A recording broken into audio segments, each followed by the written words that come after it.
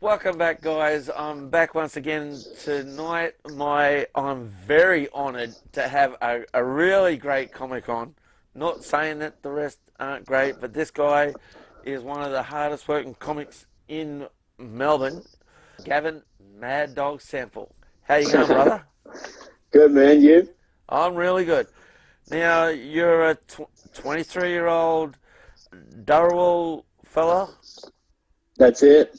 And Durrell areas like up Campton Way, back at Campbelltown. Yeah, Yeah, up Southwest Sydney. right. Now, currently, if you're watching, you may be seeing the two ugliest people ever on the internet. But I've been in this for a while, and this guy has already outdone me in every field. You have written for black comedy. We'll get to that in a minute. But also Raw. Did you win Raw? No, I came second. Close enough. You've done over 500 shows. Way over, yeah, man. Busy Way over as. 500 shows, and you're only 23. That's hard working, man. How long have you been in it? It was 4 years as of last month. This March, so the 26th of March was 4 years. So since you're 19, yeah. Yeah, straight out of high school. I'm just going to cut straight to this joke because I reckon, for no reason whatsoever, you cop a lot of heckling. Oh yeah. If anybody just wants to check up Gavin on YouTube and see how he handles hecklers, he does quite well. He does very, very well. What made you get into it? I did stand up in high school. I remember when I was like year 11 or whatever. I signed up for like a variety show. And I was like, oh, fuck, I need a talent before I sign up. And then I was like, oh, well, I'll just do comedy. That seems easy. And then just signed up, just bagged out myself on stage. I only remember like one joke ever. My like opening joke was like, I'm allergic to ginger and nuts. So like, I'm afraid of the gingerbread man and being teabagged by Ron Weasley.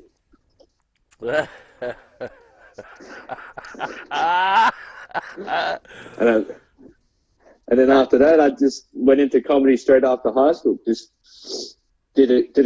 like a few-day course, and then went right into it. Just did open mics nearly every night. So you do gigs around Melbourne. Yeah, Um, all around Melbourne. uh, what about outside of Melbourne? Have you travelled much? Yeah, I do a lot of regional gigs, like footy club gigs or whatever. There's a mad company called On the Road Comedy, and they pretty much get me for most of their gigs, and we just travel like 3-4 hours, do like a footy club gig or like just a cricket club gig, and then we just stay there, get pissed after the gig, and just stay in the hotel near there. That sounds like that's a life. That's a life there. If Yeah, you could man. make a living Country doing gigs are that, so good. yeah. Hecklers. Tell me about hecklers. How do you like to deal with hecklers? Ah, man. I think the key with hecklers, and most people don't do it, is most people with hecklers, they go into just insulting them straight away. But I think the best thing to do with hecklers, in my opinion, is converse with them so they think like they're actually part of it. And Yeah, then you get to know them for a bit, and then you slowly build up the room to thinking that there's a two-way conversation. And then you yeah. just use whatever information you've got in that short time frame to just absolutely rip into them as sarcastic as possible, so they feel the most embarrassed ever, sitting in that room going, well, maybe I shouldn't have fucking talked then. I sort of secretly hope that a heckler will end up with a nickname, the dumbest fucking nickname that will stick with them forever. I actually I had a heckler. I did my solo show out in Bendigo. I was headlining a comedy club in Bendigo, and this guy was heckling me, but he had two broken arms, and he was just going off at me. And then I was like, "You're the reason euthanasia is now illegal in Melbourne, bro." Oh. And then everyone in the crowd just like cracking up laughing. He's like, "Oh, I guess I'll be quiet then."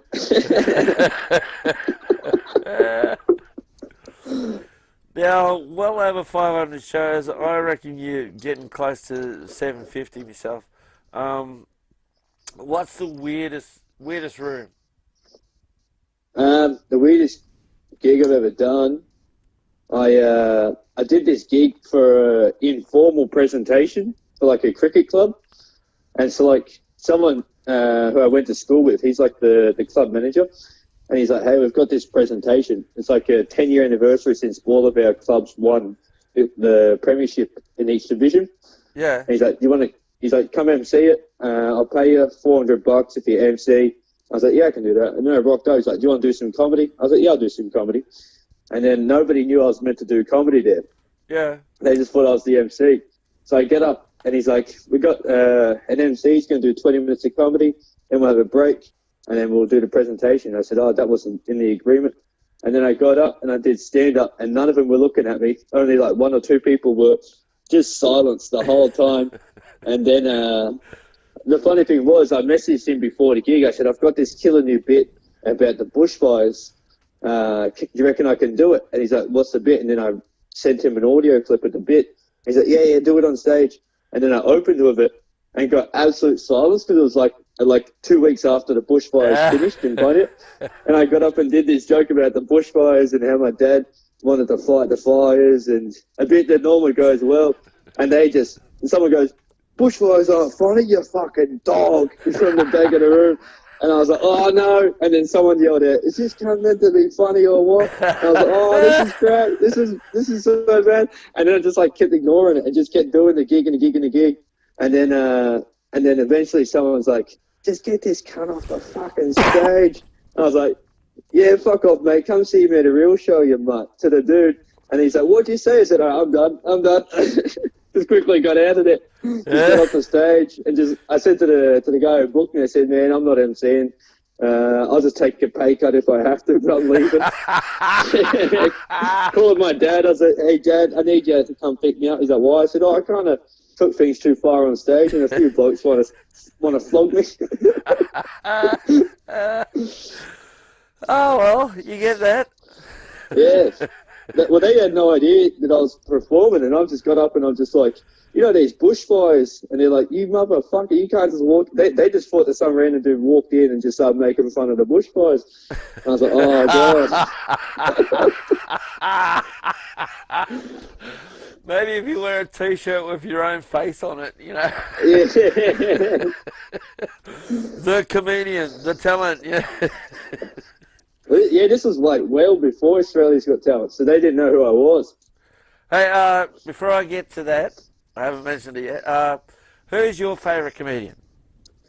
Uh, Dave Chappelle, the GOAT, The greatest of all time, you reckon? hands down. Yeah. He's got to be He up there. is absolutely one of the most talented to have that dry, dead, Yeah. funny as fuck sense of But humour. he's like obviously like there's you got some of the guys for like Richard Pryor and Eddie Murphy and whatever. But the thing I like about Dave Chappelle is he's just a natural storyteller. Yeah. He's just sit. There's a video on YouTube where he was at a comedy club in New York for like 4 to 5 hours, just sitting there talking, and everyone's sitting there for the whole like going into like 4 a.m. in the morning. Everyone's just sitting there. I was like, "Fuck, you have to be the best for people to sit there for 6 hours and listen to you just talk." Oh shit, yeah. My family won't do it. And they're supposed to No, no love it. way. And of course, all that. If anybody doesn't know the story of Dave Chappelle, that he had a top rating show and he wrote a sketch about a blind black fella Oh yeah. who didn't know that he was black, but he was super racist. He like was in the KKK and all sorts of things. Yeah, And great when sketch. he was on stage one night and sort of doing the bit, or I think during the filming of the show, they were screening it, and somebody in the audience sort of laughed at the wrong bit, and he walked away. He walked away Yeah, from yeah. $1 million a week job And he went because to it. South Africa. Hey, Didn't he go to South Africa? I don't know, man. I wish he came here. I wish he'd Yeah. come round to my place. I got fuck all to do. I'll talk to him for 6 hours a day. Oh shit, yeah, shit, easily. Pick his Now, brain. uh, you got a regular job. Yeah, man. I work in a call center for a fundraising company. So we're just hired like charities to just ask for get donations for them every day, like Vision Australia, Epilepsy, Beyond Blue. Now, no offense, brother, but I've seen your comedy, and how hard would it be to be the person ringing you up, asking for help, and you're Well, just see, like, as I said to my boss, I said, you can't put me on Beyond Blue. I talk about depression on stage all the time and make fun of it, and then you're going to get me to raise money for it. yeah, I mean, I'd be throwing in like just, as you go through the questions and stuff, I'd be Yeah. throwing in random questions for something to do, like, what do you look Oh like? man, I get in so much trouble all the time just because I just can't switch it off. And I had this one guy. He's like, I asked for his son, and he's like, oh, my son's he's out at sea. He'll be back in a couple of months. And I just went quickly, just my comedic brain snapped, and I said, oh man, that's a fucking long swim. And then he's like, he's in the Navy, you piece of shit. And I was like, oh, my bad. I'm so sorry. Well, if you think about it, people in the Navy really should learn how to swim before they could learn how to sail. I was like, getting called up by cold calling charity companies is the last thing he needs to worry about if he's in the Navy. And then he's just like, I'm gonna make a complaint. I was like, oh fuck. Oh, also, crazy enough, and what about black comedy? We haven't even got to black comedy yet. What about black comedy? Man, I uh, I only found out about that. One of my friends who lives in Sydney, he seen like the ad for it, and he sent me the link to it, and then he's like, "Your friends at Dave Woodhead, he did it." And then I contacted Dave Woodhead. He's like, "Man, come jump on board for sure." And then Dave Woodhead told me to apply for it, and then I applied for it. And then, yeah, that's when I went and did that workshop. That's when I met you, Nakia, Dave, Mark, and Kath. And yeah, we did the workshop, and then luckily enough got to do some writing for it, and then even some acting for it, which was great. Luckily enough, man, you were brilliant. He was brilliant. Some of his stuff is just so crazy funny. You even me and you were sitting on the beach one day, and you told me the tourists asked you if you could take their Oh, photo. yeah, I take the photos of myself. So he turns the thing around so the view's on him, and he sits there taking photos, gets him to pose up. Come on, smile for the people at home. Let me take another one. I didn't quite get that first one. Let me just take another one. I was just Yeah. sitting there taking selfies the whole time. I did it in January. I came up to Sydney and went to visit the Opera House. I haven't visited the Opera House since I was a little kid, and everyone was there. So I was like families, individuals, group of like old Asian married couples. I was like, "Let me do it for you. Let me do it." The amount of selfies I took, one person realized pretty quickly, he's like, "Holy fuck yeah!" As I took like a selfie and handed back his phone. Oh, one of the greatest things I've seen, I've got a picture of it, I'll see if I can find it and put it on this video, is Nakia Louie. Now, somebody says, oh, can I have a selfie with you? And one, she uses her own phone, and two, she puts it on the calculator, and she has people posing up and stuff for a photo, but her phone's actually on the calculator. I've got a photo of that somewhere. I think Donnie Imbelong posing up for a photo with her. So you done black comedy. You beat me in it because you've been actually appeared on the bloody show. Yeah, Uh, you got to work with some amazing people. Dave Woodhead is amazing. Nakia Louie, very talented man, very funny. yeah, oh, isn't he? I caught up with him at the Deadly Funny in Sydney a couple of months back, and when Dave Woodhead gives you a hug, you've been hugged. There is no doubt about it. You've been hugged. I still haven't finished. So here's a dumb thing. I got my last question sitting down here. But this guy, but wait, there's more. Because then he goes on to fucking Australia's Got Talent. So you were on Australia's Got Talent and you absolutely killed. I was sitting there was fuck all on. And fuck all I mean by fuck all. And I'm sitting there watching Australia's Got Talent with my mum, and then they start to do the pre-story, and I'm like, "Hey, mum, that's Gav, that's Gavin there." And so he comes out and fucking kills. It was one of the best things I've ever seen on the show. There should be more comedy, or there should be a show just on comedy. But no, you killed it. You're really good. What was that like? Oh man, it was crazy. I've said to many people, the whole audition period was some of the best like moments in like comedy I've ever done.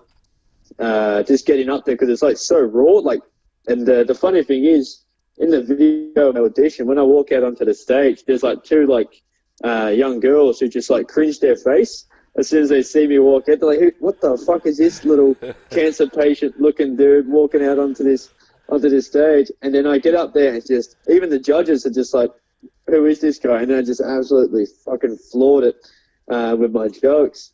And I was saying that like the whole audition process, because it's so raw and unexpected, it was so much fun.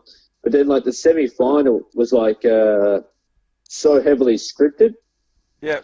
that it's like I had to like submit a script, then they had to approve the jokes, Wow. then I had a comedy writer edit my jokes, and just said, yeah, I pretty much just acted at that point. That's why when I got up and roasted Manu after he tried to roast me, and I just fucking bagged him out on stage, and it got a huge laugh. I was like, fuck yes, finally something that I came up with on the spot, got something out of it. But I think the crazy part was working with someone like Shane Jacobson, who's a Yeah. comedy hero, Oh essentially, to yes. Australia. Yeah. So many And, Australian yeah, comedians I'd love to meet.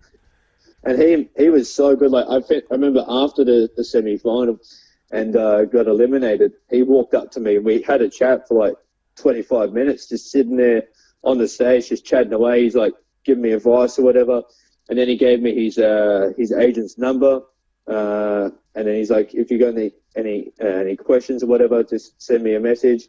And then yeah, he's pretty much since then. I've just like if I've got any inquiries or whatever, I just give him a contact. So it's good to meet someone so fucking professional in the comedy scene as well. And yeah, it's big-hearted people that grow the every scene, the comedy scene, the video scene, the film Yeah, scene, music scene. It's such big-hearted people like Shane Jacobson and other people that keep the industry going. When you get to a point where you think you've got no support, and then suddenly you get this message or a little bit of support from somebody amazing like that, that's it. and All it takes is when, because like I remember after the semi final, and I didn't get through. I was shattered, and I was up on that stage, just like knowing I did my best 5 minutes, and then all of a sudden, someone like Shane walking up, going, "No, no, no, you're funny." You know what I mean? That yeah, shit really just has an impact. yeah. When I done Deadly Funny, at the end of it, I was walking out of the theater and thinking, "Oh well, I lost. Oh well." And when I was walking through the door, St. J. Maynard, the guy that used to do the poetry. I apologise, brother. I just cannot think of it at the moment. Guy used to do this crazy sort of poetry back on Hey Hey a Saturday, And he stopped me at the door and he said, "Man, I loved it." And that made my year. That fella said that to me. Man, I'm really bad with names. I am really, really bad with names. Sorry, mate. I love you. I've been watching you for years. Uh, Even on that music show that I can't remember the name of that one either. All right, brother. Well, I've got to wrap it up. And just before I do, just remind people, please, if you could hit that subscribe button. I need 1,000 subscribers before I get paid. And then if I can get paid, I can pass half of that on to the artists that I've interviewed. Um, Give it a thumbs up if you liked it.